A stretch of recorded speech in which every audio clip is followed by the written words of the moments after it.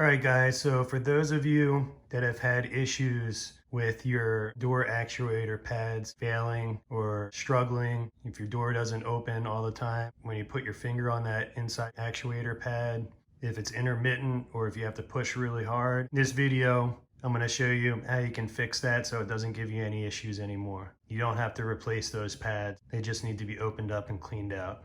All right, so mine have already been done, so I'm not going to have any issues with mine opening, but I'm going to demonstrate the process exactly how it's done. Okay, so I'm going to go ahead and open the door and get started.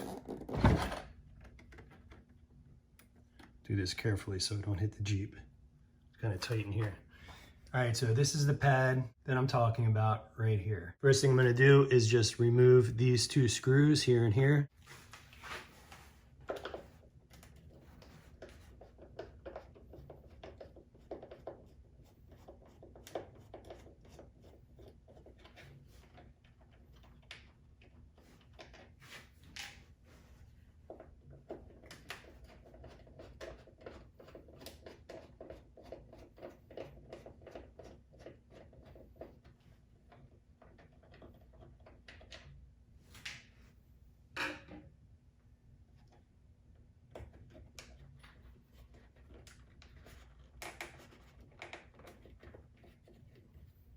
Okay, that slides right off.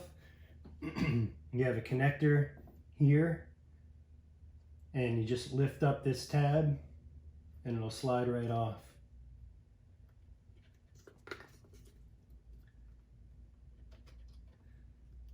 All right, so this is the piece that we're going to open up and clean it out.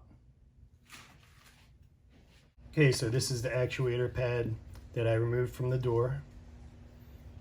See, when I flip it over on the back, you have some Phillips, some very small Phillips screws that need to be removed. 1, 2, 3, 4, 5. There's also one here. You want to use small screwdriver, small Phillips screwdriver, like one of these guys. I'm going to use this one. It's just a little bit smaller. These screws are really small.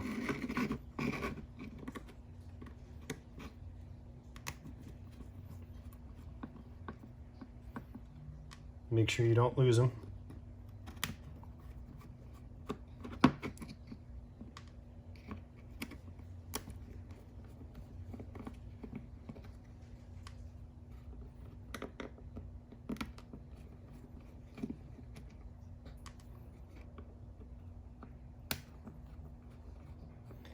Now remember, I said that I've already done this, so these pads inside here might not be that dirty. We'll see when we open it up. This looks like it's still attached, so maybe I do need to remove this last one. A total of 6. Yep.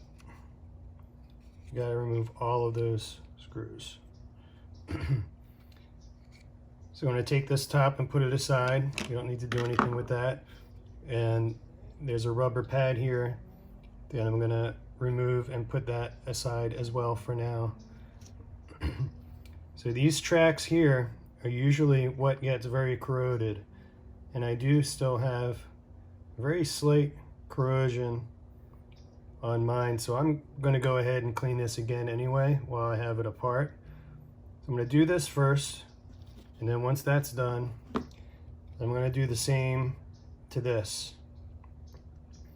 So what I'm going to use very carefully is some very fine grit sandpaper. I'm going to start with a 2000 grit, and if that doesn't do the trick, then I'll go down a little bit further, maybe to a 1500. I've got a small piece, so I'm just going to take off a little tiny section. That'd be easier for me to work with, so I'm just going to use that little tiny piece there. And again, you want to do this very carefully because you don't want to damage these tracks.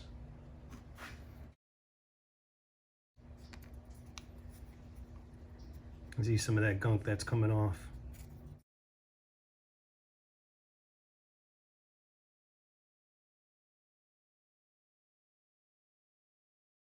gonna get a fresh piece.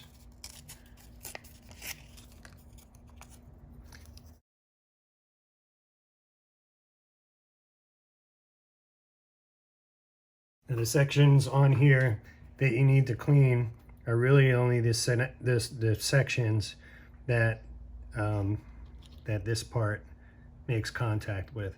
So some of these tracks doesn't really matter if they have a little bit of discoloration on them, because they don't need to make contact with this section anyway.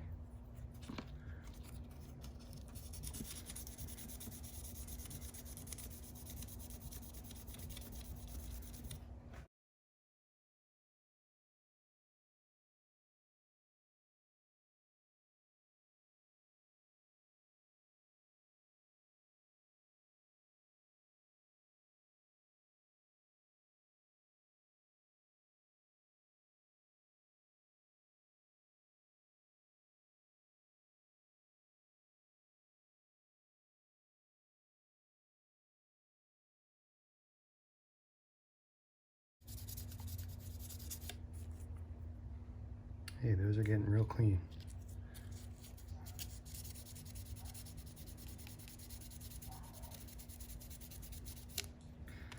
All right. Blow them out.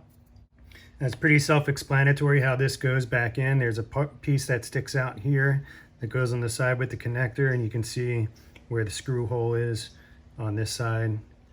So you can't really screw that up. And then this piece goes on top.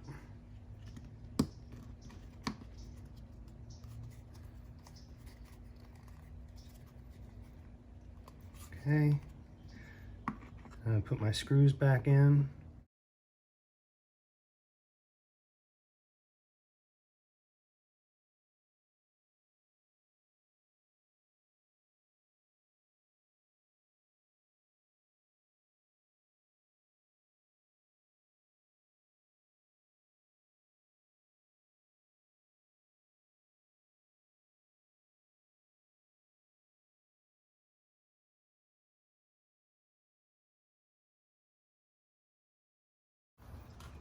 I'll plug my connector back in.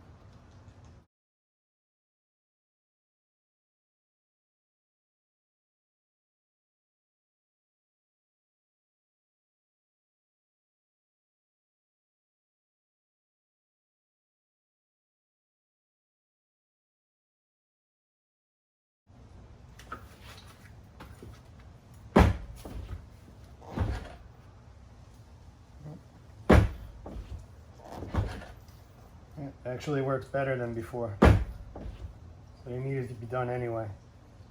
There you have it. Easy fix. Thanks for watching.